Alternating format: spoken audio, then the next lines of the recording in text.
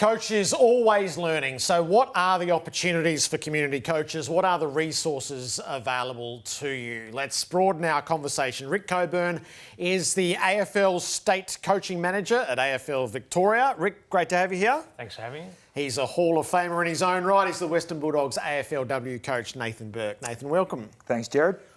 It's been such an interrupted period, Rick, for footy over a couple of years. What are the coaching numbers like this season?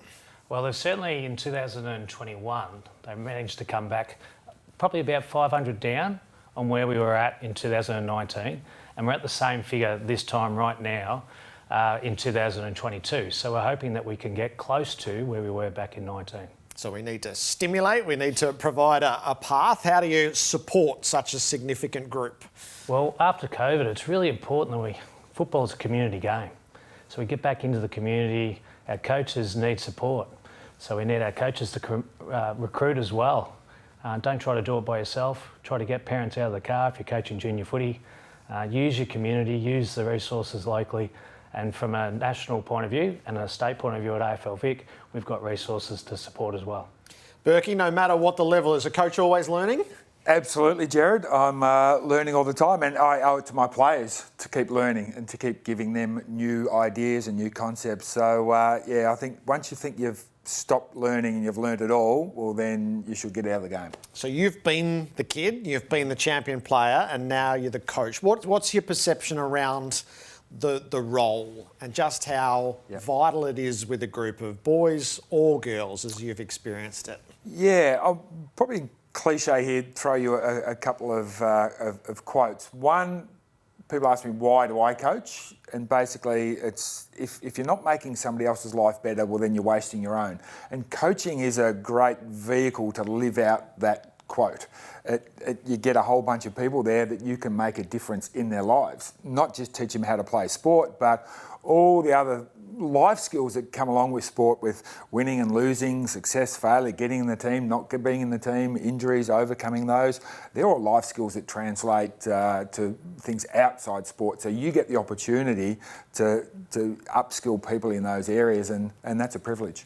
In the microcosm of a footy club, so you've been the player looking up to the coach, now you've got a group looking to you, and this is why the coach is the centrepiece of the Love the Game round. How cognizant are you that we are looking to you for guidance in our small group?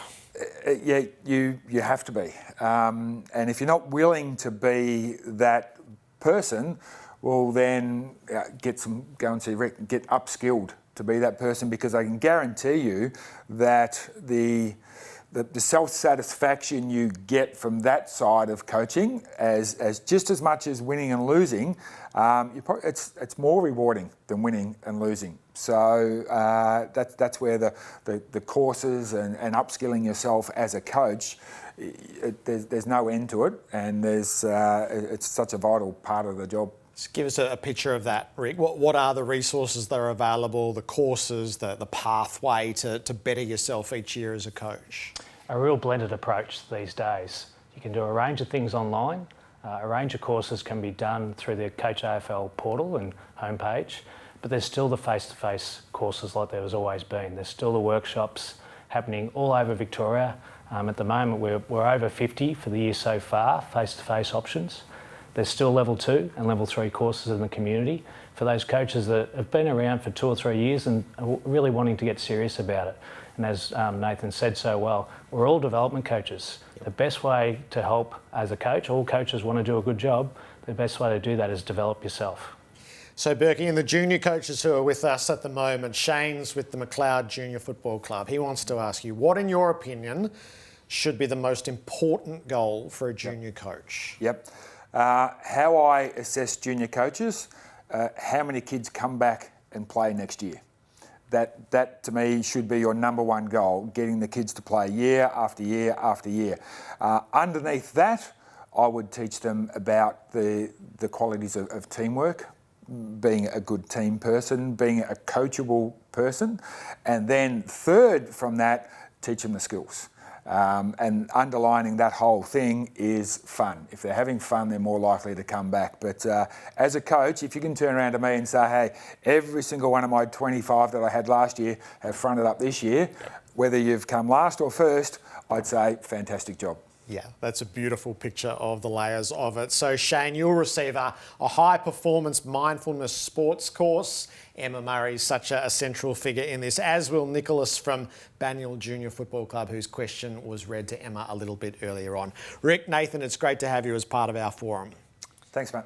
Thanks. Coming up next, Premiership coach Chris Scott will join us, maintaining the rage, being successful season on season on season.